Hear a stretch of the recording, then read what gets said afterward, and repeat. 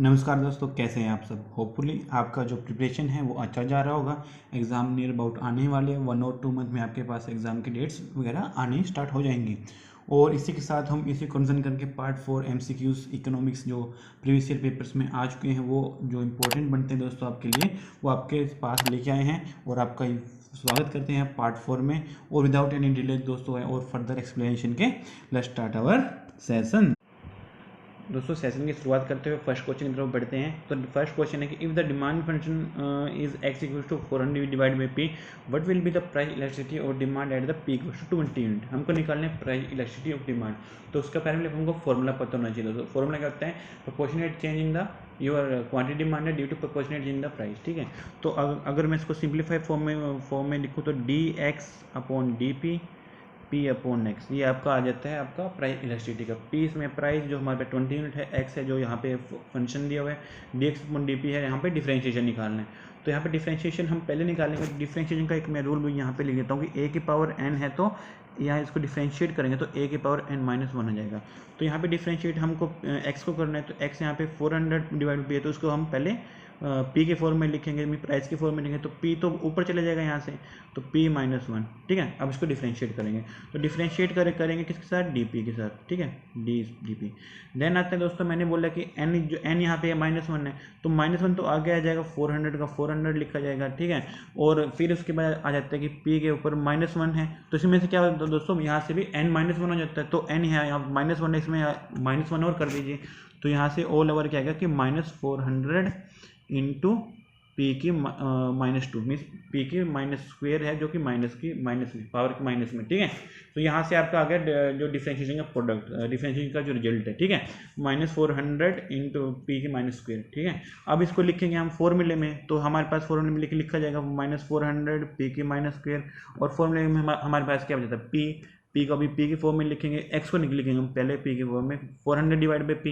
तो यहाँ पे डाउन साइड है तो ये अप साइड चला जाएगा, तो इसको हम क्या करेंगे दोस्तों, अपर साइड लेके चले जाएंगे। तो पी अगर ऊपर साइड चला गया, यहाँ पे पी यहाँ पे आ गया तो P into P means one यहाँ पे वन यहाँ पे, तो ये क्या हो जाएगा? पी स्क्वेयर हो जाएगा।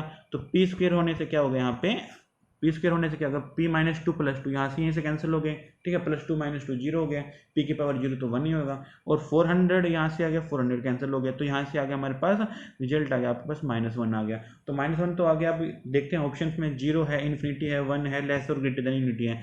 सीधी सी बात है कि इसमें माइनस तो माइनस दिया हुआ आंसर, बट आंसर में माइनस नहीं है, क्योंकि हमारी जो इलास्टिसिटी और डिमांड है वो कभी भी आपकी नेगेटिव तो नहीं हो, नेगेटिव में तो नहीं जा सकती। या तो इनइलास्टिक रहेगी, जीरो होगी, या फिर परफेक्टली इलास्टिक होगी, इन्फिनिट होगी। जीरो टू इन्फिनिट के बीच में चेंज होगा, और जो नेगेटिव साइन है यहाँ पे इंडिकेट कर रहा है कि जो प्राइस और डिमांड है उसके बीच में जो नेगेटिव रिलेशनशिप है। So your answer is one means unity. So the price elasticity of demand is equal to unity और that is equal to 1। Then option 3 is the right answer for this question. Then proceeding to next question दोस्तों। Next question क्या बोल रहे हैं? If M R equal to 15, A R equal to 20, what will the price elasticity of demand. दोस्तों price elasticity of demand पूछिए M R and A R का। दोस्तों ने सीधी बात है, आपको ना इसका फॉर्मूला पता होना चाहिए। आपको फॉर्मूला याद है तो निकाल दोगे आप। एम आर और ए आर के बीच में और प्राइस इलास्टिसिटी के बीच में क्या रिलेशन होता है? M R equal to A R 1 - 1 divide by E. यहाँ पे ए आर की जगह पे प्राइस भी आप डाल सकते हो। ठीक है, हमारे पास एम आर है 15 है, ठीक है, ए आर हमारे पास 20 है, और यहाँ से हमको निकालना ई तो यहाँ से हो जाएगा, अगर मल्टीप्लाई करो तो ई -1 डिवाइड बाई ई। देन ई हम इधर ले जाएंगे दोस्तों, तो ई हम इधर ले जाने से क्या होगा, मैं आपको फुल इक्वेशन ये सोल्व कर देता हूँ कि ई अगर इधर हो गया तो यहाँ पे आ जाएगा 15E equal to 20E - 1। E is here your price elasticity of demand. ठीक है, 15E। अब इसको दोस्तों जो ब्रैकेट्स हैं इनको सिंप्लीफाई करेंगे तो 20E हो गया, यहाँ पे मल्टीप्लाई करेंगे और देन -20 आ गया। ठीक है, अब इसको मैं फिर से सब साफ करके दोस्तों यहाँ पे लिख देता हूँ। ठीक है, तो 15E इक्वल टू 20E - 20 हमारे पास इक्वेशन है दोस्तों, याद रखिएगा। मैं अब साफ करने जा रहा हूँ। तो दोस्तों 15E इक्वल टू 20E - 20, ये हमारे पास क्या है दोस्तों? इक्वेशन है। अब इसको सोल्व करेंगे, 20 को इधर ले जाएंगे तो 15 आ जाएगा, 20 को इधर ले जाएंगे प्लस में आ जाएगा। Then 5E equal to 20E equal to यहाँ से आएगा 4। देन दोस्तों आपकी जो प्राइस इलास्टिसिटी ऑफ डिमांड है that is equal to your 4। Then your answer is third, यानी कि 4, यानी कि आपकी जो प्राइस इलास्टिसिटी ऑफ डिमांड है यहाँ से 4 आ गई, और दोस्तों यहाँ से आप जो एक इम्पोर्टेंट पार्ट है वो क्या याद रखेंगे कि 1/1 डिवाइड बाई ई, ये है आपका प्राइस इलास्टिसिटी। यहाँ पे A R means average revenue और मार्जिन रिवेन्यू, ये फॉर्मूला याद रखिए, बहुत इंपॉर्टेंट पार्ट है, बहुत इंपॉर्टेंट क्या रिलेशन है, क्वेश्चन बनता ही बनता है, ठीक है। Then proceeding to next question दोस्तों। नेक्स्ट क्वेश्चन है दोस्तों, इन द लॉन्ग रन में क्या होता है दोस्तों, variable cost will be less than fixed cost, variable cost will greater than only, there is only fixed cost, there is only variable cost. दोस्तों long run में only variable cost exist करती हैं, there will be no fixed cost in the long run. Short run में आपको देखने को मिलती हैं fixed cost and variable cost, ठीक है दोस्तों। और एक दोस्तों कॉस्ट कंसेप्ट की बात है तो एक क्वेश्चन यहाँ से बनता है कि एवरेज फिक्स्ड कॉस्ट है ये ना डिक्रीज होगी, इंक्रीज होगी, या क्या होगा कि कांस्टेंट रहेगी। दोस्तों जो एवरेज फिक्स्ड कॉस्ट है ना दोस्तों, ये आपका जो इसका हाइपरबोला शेप होता है, तो जिसका जो AFC में जो एवरेज फिक्स्ड कॉस्ट है, इसका जो कर्व होगा कुछ ऐसा होगा, और ये प्रोडक्शन के साथ कंटिन्यूसली डिक्रीज होगी, ध्यान रखिएगा, ठीक है। ये कोर्स कंसेप्ट से क्वेश्चन बनता है। फिर आते हैं दोस्तों, इन्होंने बोल रखे अल्फा दे रखा है 0.85 एंड 0.82, और कोब डेलोइस प्रोडक्शन फंक्शन में बोल रहे हैं कि then return of the scale means दोस्तों सीधी सी बात है, अल्फा प्लस बीटा को अगर मोर इक्वल टू 1 हो तो यूनिट मीन्स कॉन्स्टेंट होता है, मोर देन 1 हो अल्फा प्लस बीटा तो क्या होगा दोस्तों, इंक्रीजिंग होगा, और लेस देन 1 होगा तो डिक्रीजिंग रिटर्न टू स्केल होगा।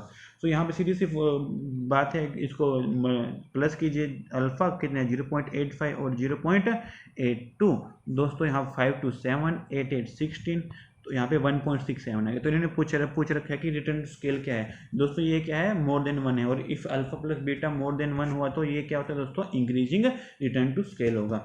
देन दोस्तों यहाँ पे आता है आपका second option is the right answer for this question, ठीक है। देन प्रोसीडिंग टू दोस्तों नेक्स्ट क्वेश्चन। नेक्स्ट क्वेश्चन क्या बोल रहा है, the relationship between inflation and unemployment is positive, negative है, negative in short term, vertical in long, no relation. दोस्तों जो आपका आपने पढ़ा होगा, जो आपका फिलिप्स कर्व होता है, फिलिप्स कर्व होता है, ये आपका जो होता है इन्फ्लेशन और अनएम्प्लॉयमेंट में आपको रिलेशन दिखाता है, ठीक है। और इन्फ्लेशन और अनएम्प्लॉयमेंट में कैसे रिलेशन दिखाता है दोस्तों, ये बोलता है कि जैसे जैसे आपका इन्फ्लेशन बढ़ेगा वैसे वैसे आपका अनएम्प्लॉयमेंट भी डिक्रीज हो जाएगा। तो ये होता है इनका आपका इन्फ्लेशन एंड अनएम्प्लॉयमेंट में बीच में डिफरेंस, ठीक है। फिर ठीक है, यहाँ से हमको पता लग गया भाई ये होता है, ठीक है भाई।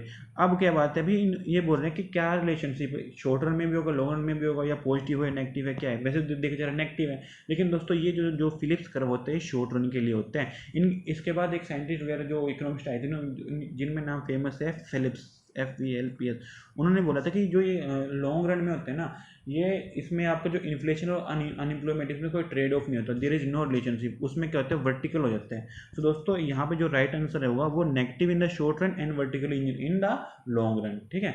Then option 3 is the right answer for this question, ठीक है। Then proceeding to next question दोस्तों, नेक्स्ट क्वेश्चन क्या बोल रहा है, which one of the following is the not the instrument of the physical policy. Physical policy basically क्या होती है दोस्तों, आपकी एक्सपेंडिचर होते हैं, जो गवर्नमेंट का एक्सपेंडिचर हो जाता है, ठीक है, या टैक्सेशन हो गया, ये टैक्सेशन हो गया, एक्सपेंडिचर हो गया, ये मतलब जो भी आपका एक्सपेंडिचर और रिसिप्ट इनसे रिलेटेड होता है, इसके अलावा कुछ नहीं होता, ठीक है। तो इन्होंने वेरिएशन इन टैक्सेशन भी इंक्लूडेड होता है दोस्तों, variation government expenditure, variation in public डेप्ट, ये सब हैं दोस्तों फिजिकल पॉलिसी के जो इंस्ट्रूमेंट होते हैं। जो ओपन मार्केट ऑपरेशंस हैं, CRR है, MSLR है, ठीक है दोस्तों, या OMO है जिनमें ओपन मार्केट ऑपरेशन है, CRR है, मानिए रेपो रेट है, सब है, जो भी है क्रेडिट सब है, ठीक है। स्ट्रेचुरी लिक्विडिटी रेट होते हैं, ये सब होते हैं जो होते हैं दोस्तों मॉनेटरी के। सो यहाँ पे इन्होंने पूछा है कि जो इंस्ट्रूमेंट नहीं है फिजिकल पॉलिसी का, वो है दोस्तों ओपन मार्केट ऑपरेशन, जो कि RBI के द्वारा होता है। जब भी RBI को क्या करना होता है, जैसे कि मार्केट से लिक्विडिटी लेनी होती है, तो वो क्या करते हैं, जो प्रॉपर्टीज होती हैं, जो सॉरी सिक्योरिटी होती है ना, गवर्नमेंट सिक्योरिटी, उनको क्या करते हैं दोस्तों, उनको सेल कर देते हैं, ताकि वहाँ से वो जो मार्केट से वो लिक्विडिटी बाहर निकाल सकें और एब्जॉर्ब कर सकें। और जब भी उनको क्या होता है कि दोस्तों उनको इंड्यूस करनी होती हैं, तो वो क्या करती है, वो क्या करती है, परचेज कर लेती है वापस, ठीक है। तो उससे क्या हो जाता है, उनको पैसा मिल जाता है, जो इकोनॉमी के जो होल्डर्स होते हैं, जो बैंक्स होते हैं, जो भी होता है, और दोस्तों अच्छा खासा मीन्स आपकी जो इकोनॉमी है उसको वेलोसिटी मिल जाती है, और आपके पास जो कैपिटल है वो आपके हैंड्स में आ जाती है, ठीक है। ये होते हैं ओपन मार्केट ऑपरेशंस का। देन आते हैं दोस्तों क्वेश्चन 17। क्वेश्चन 17 बोलते हैं कि विच of the following is pair है, जो कि प्रॉपरली मैच्ड नहीं है। तो कौन सा नहीं है दोस्तों? एब्सोल्यूट इनकम हाइपोथेसिस दोस्तों, ये ऑब्वियसली दोस्तों कीन्स ने दी थी। इसको हमको बोलते हैं Keynes law of psychological consumption. इसके अकॉर्डिंग अगर हम कंजम्पशन फंक्शन बनाएं तो जो सी है, जो कंजम्पशन है वो फंक्शन है वाई का। वाई है यहाँ पे दोस्तों आपकी डिस्पोजेबल इनकम होती है, जो एब्सोल्यूट इनकम होती है, ठीक है। ये था कीन्स का, ये तो बिल्कुल सही दोस्तों। Permanent income hypothesis, relative income hypothesis दोस्तों, रिलेटिव इनकम की बात करें, रिलेटिव इनकम हाइपोथेसिस आपकी दी डसनबेरी ने। इसमें दो इफेक्ट थे, एक तो डेमोन्स्ट्रेशन इफेक्ट था, एक था हमारा रेचेट इफेक्ट। डेमोन्स्ट्रेशन इफेक्ट क्या बोलता था कि जब हम एक सोसाइटी में रह रहे हैं तो हम सोसाइटी के जो लोग होते हैं उन्हीं को नकल करते हैं, उनकी तरह कंजप्शन करते हैं, ठीक है। बाकी रेचेट इफेक्ट होता है कि इवन तो आपका जो कैपिटल लेवल या इनकम लेवल कम होने के बावजूद भी आप जो पुराने वाला जो कंजप्शन लेवल है उसको मेंटेन करने की कोशिश करते हो, वो था आपका रेचेट लेवल, ठीक है। ये डेमोन्स्ट्रेशन रेचेट जो इफेक्ट थे वो डसनबेरी में रिलेटिव इनकम हाइपोथेसिस में आए थे। फिर आते हैं आपका life cycle hypothesis. Life cycle hypothesis दोस्तों मोदिग्लानी दी थी। इसके अलावा भी कौन कौन थे? एंडो, मोदिग्लानी एंड ब्रूमबर्ग, AMB या BAM जो बोल रहे ब्रूमबर्ग, ठीक है। ये सब थे लाइफ साइकिल हाइपोथेसिस। इन्होंने क्या बोल रहा कि जब आप जो भी जैसे मान के चलिए आप पूरी लाइफ के दौरान कंजप्शन करते हो ना, वो इस हिसाब से करते हो कि जो आपका एक्यूमुलेटेड रिजर्व होता है और जब कंजप्शन होता है, जितना आपका एक्यूमुलेटेड रिजर्व होता है ना जब आप यंग होते हैं, उसी को आप यूज करते हो जब आप ओल्ड हो गए, ठीक है। ये था life cycle hypothesis. Permanent income की बात करें दोस्तों, ये गलत मैच किया। परमानेंट इनकम हाइपोथेसिस हिक्स ने नहीं दी थी, तो option 2 is the right answer. That is not properly matched because जो परमानेंट इनकम हाइपोथेसिस है दोस्तों, ये आपने दी थी फ्रेडमैन ने, ठीक है, मिल्टन फ्रेडमैन, ठीक है। तो उन्होंने क्या बोला था, उन्होंने जो कंजप्शन को ना अब दो उसमें डिवाइड कर दिया था। एक तो परमानेंट कंजप्शन होता था, एक होता है आपका टेम्परेरी जो इनकम होते हैं, ठीक है। और जो इन्होंने बोला था कि जो कंजप्शन है वो फंक्शन है किसका, के यहाँ पे कांस्टेंट था YTP, ठीक है। YTP का मतलब है दोस्तों जो आपकी इनकम है वो क्या है दोस्तों, परमानेंट इनकम होता है। जो आपका जो कंजप्शन है वो आपके परमानेंट इनकम का फंक्शन होता है, ठीक है। सो यहाँ पे आपका राइट आंसर है कि जो ये परमानेंट इनकम हाइपोथेसिस किसने दी थी? फ्रेडमैन ने दी थी और हिक्स ने नहीं दी थी। Then option 2 is the right answer. That is not properly matched, ठीक है दोस्तों। देन नेक्स्ट क्वेश्चन है दोस्तों, क्वेश्चन 80 नंबर की क्या बात करें। If the margin of propensity of consumption या consume is 0.8, what will the government expenditure multiplier and the tax multiplier. दोस्तों गवर्नमेंट जो एक्सपेंडिचर में मल्टीप्लायर होता है उसका फॉर्मूला सीधी सी बात है, हमको मल्टीप्लायर से आता है, आपका डायरेक्ट फॉर्मूला आता है या आपका कंसेप्ट आता है या उसकी डेफिनेशन आती है। नहीं आपने पढ़ा है दोस्तों, मैंने ऑलरेडी वीडियो रिलीज की हुई है, अब मेरे जो डिस्क्रिप्शन है उसमें भी लिंक दिया हुआ है मल्टीप्लायर का, आप जाके देख लीजिए, इंजॉय कीजिए, ठीक है। तो यहाँ पे दोस्तों आपको पता होना चाहिए जो MP, पहले आपको मैं बेसिक से चलता हूँ कि जो MPS और मार्जिनल प्रोपेंसिटी टू कंज्यूम और मार्जिनल प्रोपेंसिटी टू सेव, ये दोनों को अगर जोड़ दो तो आप दोनों किसके इक्वल होते हैं दोस्तों? 1 के इक्वल होगा। किसके इक्वल होगा? 1 के इक्वल होगा, ठीक है। ये MPS और MPC plus MPS equal to 1। इसके बाद आते हैं हम अब बात करेंगे मल्टीप्लायर की। तो जो गवर्नमेंट मल्टीप्लायर है और इन्वेस्टमेंट मल्टीप्लायर है, दोनों ही नियर अबाउट सेम होते हैं। तो गवर्नमेंट जो मल्टीप्लायर की बात करें हम, गवर्नमेंट जो मल्टीप्लायर है वो होता है 1/MPS, ठीक है। तो और MPS क्या होता है दोस्तों, अभी मैंने बोला कि MPS plus MPC equal to 1 होता है। सो MPS क्या होगा? 1 माइनस MPC। हमको क्या दिया है दोस्तों, यहाँ पे MPC दी हुई है 1 माइनस 0.8 आ जाएगा, तो 0.2 is your MPC means marginal propensity to consume. Then आते हैं दोस्तों सॉरी MPS, वेट, MPC 0.8 और MPS 0.2। यहाँ से आपके पास क्या आ गया दोस्तों? 0.2 आपका MPS आ गया। सो बस सीधी सी बात है, इसको आप क्या करेंगे, हम फॉर्मूले में रख देंगे 1/0.2। यहाँ से 0.2 है तो दोस्तों यहाँ पे सब साफ कर लेता हूँ मैं, 1/0.2 है यहाँ पे, तो यहाँ इसका मतलब है कि 10 ऊपर होगा 2 नीचे होगा, तो यहाँ पे हो गया 5। सो ये जो आपका है यहाँ पे गवर्नमेंट जो एक्सपेंडिचर मल्टीप्लायर है वो आपका आ गया दोस्तों 5 है। तो यहाँ पे देखिए पॉजिटिव में भी 5 है, कहाँ पे है? यहाँ 2 ऑप्शन में। चलो ठीक है भाई, 2 ऑप्शन तो ये इनको बोलते हैं दोस्तों ऑप्शन से खेलना, 2 ऑप्शन तो हो यहाँ से कैंसिल आउट हो गए। फिर आपको पता होना चाहिए टैक्स मल्टीप्लायर का। टैक्स मल्टीप्लायर क्या होता है दोस्तों? ये होते हैं माइनस MPC अपॉन MPS, ठीक है। तो हमारे पास तो MPS हमको पता है कि 0.2 था, हमने पहले निकाला था, और हमारे पास जो MPC है वो है 0.8। जो माइनस 0.8 है उसको डिवाइड बाई 0.2 से करेंगे, देन हमारे पास -4 आ जाएगा। सो यूर क्या बोलते हैं, आपका जो टैक्स मल्टीप्लायर है वो है -4। So option 1 is the right answer कि आपका जो गवर्नमेंट है वो 5 है और टैक्स मल्टीप्लायर है वो आपका -4 है। और इसका दोस्तों 1 क्वेश्चन मेन कंसेप्ट की बात हो रही, तो इसमें और कंसेप्ट क्या बनते हैं दोस्तों?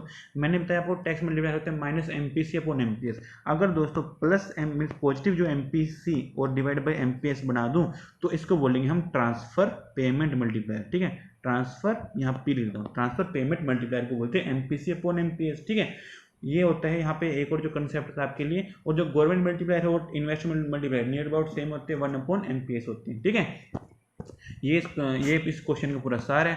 फिर आते हैं दोस्तों क्वेश्चन 81 पे। क्वेश्चन 81 क्या दोस्तों, जो नेक्स्ट क्वेश्चन है आपके पास दिया हुआ है, यहाँ पे आप देख सकते हो स्क्रीन पे, थोड़ा मैं इसको जूम कर देता हूँ, वेट, ये किया आपको मैं जूम।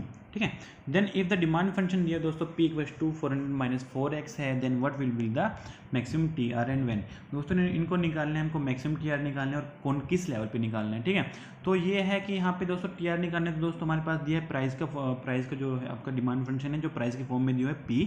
तो आपको पता होना चाहिए जो टोटल रिवेन्यू होते हैं वो p × x होते हैं, मीन्स आपका जो प्राइस है वो x के साथ मल्टीप्लाई कर दीजिए, p.x ये बैठ करके T R equal to p.x means price को आप x के साथ मल्टीप्लाई कर दीजिए। आपको जो प्राइस का जो है आपका फंक्शन क्या है दोस्तों, 400 - 4x × x। ठीक है, ये है आपका ये टोटल आपका मल्टीप्लाई करके क्या आएगा दोस्तों, आपका यहाँ का जो आंसर आएगा वो है 400x - 4x²। ठीक है, ये आपका आगे यहाँ से टोटल रिवेन्यू। दोस्तों सीधी बात है, अगर हमको मैक्सिमाइज टोटल रिवेन्यू करना है तो आपको जो आपका मार्जिन रिवेन्यू है वो जीरो के इक्वेट करना पड़ेगा। तो जीरो इक्वेट करेंगे तो उसके लिए हमको मार्जिन रिवेन्यू निकालना पड़ेगा। उसके लिए क्या होता है, डिफरेंशिएशन निकालना पड़ता है। तो 400 4x - 4x²। ठीक है, ये 4 है। सो ये हमारे पास टोटल रिवेन्यू, ध्यान रखिएगा मैं साफ करने जा रहा हूँ। तो इसको क्या करेंगे हम, differentiate 400x - 4x² divided by यहाँ पे आपका dx आ गया। ठीक है, इसको अगर डिफरेंशिएट कर दे, सेम फॉर्मूला जो अब लगता है कि a की पावर n होता है तो उसको डिफरेंशिएट करेंगे तो n a की पावर n - 1। सो इसको उसी हिसाब से अगर आप डिफरेंशिएट करें, आप देख लीजिएगा 400 - 8x आपके पास आ जाएगा। ये आपके पास आएगा मार्जिनल रिवेन्यू। और दोस्तों अगर मैक्सिमाइज टी आर चाहिए तो हमको मार्जिन रिवेन्यू को क्या होता है कि आपको जीरो के इक्वल इक्वेट करना पड़ता है। ठीक है, ये मैं सब साफ करूंगा। अब इसको जीरो के इक्वल इक्वेट करेंगे, जीरो के इक्वल इक्वेट करेंगे तो 400 - 8x = 0, देन 400 = 8x। ठीक है, तो x यहाँ से आ गया आपके पास 50, देन आपके पास x 50 आ गया दोस्तों। तो अब ऑप्शन से खेलने की बारी। तो x 50 कहीं है, हाँ यहाँ है, और कहीं पे है नहीं है, तो ये राइट ऑप्शन और राइट आंसर क्या है, फर्स्ट है। अगर फिर भी आपको दिलासा ना हो तो आप टी आर निकाल लीजिएगा। टोटल रिवेन्यू कौन से फॉर्मूला लगे अब यहाँ पे, 400x - 4x²। इसमें आप जब रखोगे वैल्यू तो आपके पास 10,000 ही आएगा। तो option 1 is the right answer. Then दोस्तों नेक्स्ट क्वेश्चन तरफ प्रोसीड करते हैं हम। अब इन्होंने बोला कि गिवन मैट्रिक्स है, गिवन मैट्रिक्स इज, इन्होंने बोला कौन कौन, ये जो गिवन मैट्रिक्स है कौन सी है, आपकी स्क्वायर मैट्रिक्स है, रेक्टेंगुलर है, डायगोनल है, आइडेंटिटी है। दोस्तों स्क्वायर मैट्रिक्स में क्या होता है, जो आपकी जो रोज होती हैं वो कॉलम होती है, उनका नंबर बराबर होता है। और जो रेक्टेंगुलर में क्या होता है दोस्तों, उसमें आपका जो कुछ ना कुछ या तो रो ज़्यादा होगा या कॉलम ज़्यादा होगा। ठीक है, डायगोनल मैट्रिक्स में क्या होता है कि जो आपकी जो मैट्रिक्स होती हैं उसके जो डायगोनल है वहीं पे नॉन जीरो वैल्यूज होती हैं, बाकी सब प्लेसेस पे आपको क्या होता है, वैल्यूज जीरो देखने को मिल जाती हैं। और आइडेंटिटी मैट्रिक्स वो मैट्रिक्स है जिसको आप किसी मैट्रिक्स से मल्टीप्लाई कर दीजिए, there will be no change in your matrix. ठीक है, देन यहाँ पे इस हिसाब से क्या है कि यहाँ से दोस्तों यहाँ पे 3 रोज हैं, 3 कॉलम है, तो ये क्या हो गया, square matrix. Option 1 is the right answer. Then दोस्तों नेक्स्ट क्वेश्चन की तरफ बढ़ेंगे। Which of the following is based on constant saving income ratio. Constant saving income ratio की बात की दोस्तों इन्होंने, तो यहाँ पे क्या है, कांस्टेंट सेविंग इनकम रेशियो किस में होता है, कार्ल फिलिप्स, हेरोड लियोन्टिफ। दोस्तों हेरोड था, उन्होंने माना था कि जो सेविंग इनकम रेशियो होता है वो कांस्टेंट होता है। और इसके अलावा क्या क्या कांस्टेंट होता है दोस्तों, इन्होंने बोला था कि जो पी आर लिखता हूँ दोस्तों, प्रोडक्शन फंक्शन कांस्टेंट रहता है, आपका जो क्या हो गया, प्रोडक्शन फंक्शन कांस्टेंट हो गया। और इसके अलावा क्या क्या चीज़ है जो कांस्टेंट रहती है दोस्तों, आपको जो रिटर्न टू स्केल है दोस्तों, जो वो भी कांस्टेंट, RS से ले लेता हूँ, return to scale is also constant. ठीक है, और फिर क्या है दोस्तों, यहाँ पे इन्होंने बोला जो टेक्निकल प्रोग्रेस है, यहाँ कभी बार बोलते हैं कि टेक्निकल प्रोग्रेस जो है हेरोड मॉडल में वो क्या है, वो है दोस्तों न्यूट्रल, NEUTRAL एल। ठीक है, यहाँ से जो 3 इंपॉर्टेंट अजम्पशन है ये बता दिया। और एक और पूछे जाता है कभी कभी इसमें कि जो एक्स एंटी एग्रीगेट सेविंग है वो क्या होता है, वो कॉन्स्टेंट होती है क्या होते हैं। जो इसमें जो एक्स एंटी जो एग्रीगेट सेविंग है मैं एस लिख देता हूँ। ठीक है, मीन्स आपका जो डिजायर्ड सेविंग है वो प्रोपोर्शन होता है कि दोस्तों कॉन्स्टेंट प्रोपोर्शन होता है किसका, जो आपकी ए से एग्रीगेट और इनकम INCOME, यानी कि जो आपका जो एक्स एंटे सेविंग्स होती है यानी कि जो आपका डिजायर्ड सेविंग होती है वो आपका कॉन्स्टेंट प्रोपोर्शन और कॉन्स्टेंट फंक्शन होता है आपका एग्रीगेट इनकम का। फिर आता है दोस्तों जो हैरोड डेमोर मॉडल की बात करते हैं तो उसमें एक जो और हैरोड की बात करते हैं तो उसमें लिखा जाता है कि एक होता है knife edge equilibrium. Knife edge equilibrium से क्या होगा दोस्तों कि क्या होता है, इन्होंने 3 कंसेप्ट दिए थे दोस्तों। आपकी जो एक्चुअल ग्रोथ रेट जी से रिप्रेजेंट करता हूँ मैं, और एक होता है जो आपका नेचुरल ग्रोथ रेट वो GN से रिप्रेजेंट करता हूँ, एक होता है आपका वारंटरी ग्रोथ रेट। ये सब आपस में इक्वलाइज हो जाती हैं, तब ये उसको बोलते हैं नाइफ एज इक्विलिब्रियम। क्योंकि इसमें कोई भी डिसइक्विलिब्रियम हुआ, कुछ भी चेंज हुआ तो आपको अच्छा खासा इफेक्ट इकोनॉमी में देखने को मिलता है। और इसमें से जो और कंसेप्ट पूछ जाते हैं वो आपको बताता हूँ। अगर आपको डिसइक्विलिब्रियम हो गया, ठीक है, तब आपके पास क्या होगा, या तो आपकी जो एक्चुअल ग्रोथ रेट जो मैं जी से रिप्रेजेंट कर रहा था वो more than warranty growth rate हो जाएगी। तो क्या होगा दोस्तों, इसका मतलब है कि आपका जो गुड्स है वो शॉर्टेज हो जाए, क्योंकि आपकी जो ग्रोथ है वो ऑलरेडी वारंटी ग्रोथ रेट से हाई चल रही है। तो इसका मतलब है आपको इन्फ्लेशन देखने को मिल जाता है। यहाँ पे क्या देखने को मिल जाता है आपको, इन्फ्लेशन, क्रोनिक इन्फ्लेशन देखने को मिल जाता है। अगर दोस्तों वहीं अगर मैं उल्टा कर दूं कि आपकी जो एक्चुअल ग्रोथ रेट है वो वारंटी ग्रोथ रेट से कम है, तो आपको क्या होगा, यहाँ पे आपको क्या देखने को मिलेगा, यहाँ पे आपको देखने को मिलेगा डिप्रेशन। ठीक है, इस टाइप के क्वेश्चन आते हैं दोस्तों इस जो मॉडल से। फिर आते हैं दोस्तों अगर आपको वारंटी ग्रोथ रेट और नेचुरल ग्रोथ रेट में क्या रिलेशन है। अगर मोर देन हो गए यानी कि आपको जो नेचुरल ग्रोथ रेट है वो आपके वारंटी ग्रोथ रेट से कम है। ठीक है, यानी कि जो आपके यहाँ पे क्या है कि जो N होते हैं दोस्तों इसमें नेचुरल ग्रोथ रेट होता है, इसमें क्या होता है कि आप जो लेबर होते हैं ये सब रिसोर्स कंबाइन होते हैं, ये कम है, तो यानी कि आपकी जो लेबर है वो शॉर्टेज होगी और जो कैपिटल गुड्स है वो ज़्यादा होगी। और दोस्तों आपको स्टैग्नेशन देखने को मिल सकता है इकोनॉमी में। क्या देखने को मिल जाता है, स्टैग्नेशन, यहाँ लिख देता हूँ STAGNA। तो आपको क्या देखने को मिल सकता है, आपको स्टैग्नेशन देखने को मिल सकता है। वहीं अगर नेचुरल ग्रोथ रेट है वो ज़्यादा होगी, आपकी जो वारंटी ग्रोथ रेट है उससे ज़्यादा होगी, तो आपको इन्फ्लेशन देखने को मिल सकता है। और N का मतलब है आपका लेबर ज़्यादा है, यानी कि आपके पास प्लेंटीफुल लेबर होगा लेकिन आपके पास जो कैपिटल रिसोर्सेस हैं, जो कैपिटल गुड्स हैं वो कम हो जाएंगे। ठीक है, उसके अलावा जो 2-3 और दिए हुए हैं उसमें से जो इंपॉर्टेंट दोस्तों फिलिप्स की बात करें तो इन्फ्लेशन देता है, मीन इन्फ्लेशन और अनएम्प्लॉयमेंट में जो होता है फिलिप्स कर्व रिलेशन दिखाता है। दोस्तों ये शॉर्ट रन के लिए बेसिकली होता है, बेसिकली शॉर्ट रन के लिए होता है, लॉन्ग रन में ये फॉलो नहीं होगा। लॉन्ग रन में जो आपका फिलिप्स कर्व दिया था कि भाई वो वर्टिकल होगा वो बोले थे। ठीक है, वो फिलिप्स अलग ही है, इससे अलग साइंटिस्ट। ठीक है, फिलिप्स ने क्या बोला था कि शॉर्ट टर्म में होता है कि देर इज ट्रेड ऑफ होता है। ठीक है, क्या होता है, और जो आपका इन्फ्लेशन जितना होगा अनएम्प्लॉयमेंट उतना ही कम होगा। ठीक है, और दोस्तों इसी के साथ अगर आपने अनएम्प्लॉयमेंट की बात की, इन्फ्लेशन की बात की, तो नायरो का बहुत इंपॉर्टेंट है होता है कि नायरो का होता है दोस्तों आपको होता है non accelerated inflation rate of unemployment. ठीक है, नायरो होता है non accelerating inflation rate of unemployment होते हैं। ठीक है, ये क्या होते हैं दोस्तों, ये क्या आपके जो होते हैं स्टैगफ्लेशन होते हैं ना उसको एक्सप्लेन करते हैं। नैरो हो गया और रेशनल एक्सपेक्टेशन होगी, ये आपके नैरो को एक्सप्लेन करती हैं। ठीक है, और नैरो को क्या जनरली क्या है एक्सप्लेनेशन क्या होता है दोस्तों, आपका जो नैरो है मान के चलिए मैंने आपको यू है, आपका जो एक्चुअल लेवल ऑफ अनएम्प्लॉयमेंट है वो अगर नैरो से कम है तो आपको क्या होता है कि आपको इन्फ्लेशन देखने को मिल जाता है। क्या बोलते हैं, INF मींस इन्फ्लेशन देखने को मिल जाता है। अगर वहीं आपका जो एक्चुअल लेवल ऑफ अनएम्प्लॉयमेंट वो अगर नैरो से ज़्यादा हुआ तो आपको डिसइन्फ्लेशन मीन्स आपको जो इन्फ्लेशन लेवल है वो स्लो हो जाएगा, डिसइन्फ्लेशन देखने को मिल जाता है। और इक्वल हो जाए तो इन्फ्लेशन जो रेट होती है वो कॉन्स्टेंट रहती है जब तक कोई भी एक्सटर्नल शॉक से उसको चेंज किया ना जाए। ठीक है, इसके बाद आता है दोस्तों लियोनटिफ को बोलते हैं इनपुट आउटपुट मॉडल भी बोलते हैं। इंपॉर्टेंट क्वेश्चन है, ध्यान रखिए। लियोनटिफ जो मॉडल है इसको इनपुट आउटपुट मॉडल भी बोला जाता है। और ये क्या रिप्रेजेंट करता है, ये सेक्टर जो डिफरेंट सेक्टर होते हैं जो इकोनॉमीज में, वो उसकी इंटरडिपेंडेंसी रिप्रेजेंट करता है लियोनटिफ। और इसके अलावा अगर बात करें इसकी इंटरडिपेंडेंसी की बात करें, एक होता है दोस्तों आपका टैब्ल्यू, TABLEAU, टैब्ल्यू इकोनॉमिक्स होते हैं।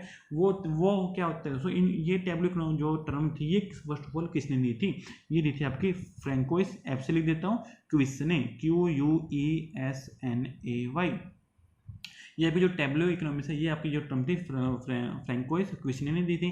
और ये क्या बोलते थे, जो जो ट्रेड है इंडस्ट्री है ये कोई वेल्थ का कोई सोर्स नहीं है, बट जो आपको एग्रीकल्चर सरप्लस है वो एक रियल सोर्स है और वो एक रियल मूवर्स है, ठीक है। और जो क्विसने हैं ये फादर ऑफ फिजियोक्रेट्स भी हैं। फिजियोक्रेट्स जो स्कूल ऑफ इकोनॉमिक्स है उसका जो इनिशिएशन किया था फिजियोक्रेट्स, ठीक है।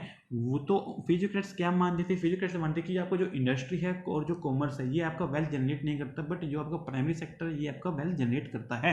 ये आपका टेबल इकोनॉमिक्स हो गया, ये सब हो गया, कंसेप्ट हो गया, ये उसको बोलते हैं दोस्तों वन क्वेश्चन मैनी कंसेप्ट वाली बात, ठीक है। और इसके साथ दोस्तों आज की जो सेशन है इसके साथ समाप्त होता है। और बने रहिए, आने वाली वीडियो आपको पास कल फिर से एक वीडियो अपलोड हो जाएगी। देखते रहिए मेरे चैनल्स को, लाइक शेयर सब्सक्राइब कीजिए और सपोर्ट कीजिए, फीडबैक कीजिए and don't forget to press the bell icon too, ताकि मेरे जो भी मैं अपलोड करूं उसकी नोटिफिकेशन आपको मिलती रहे। Thank you.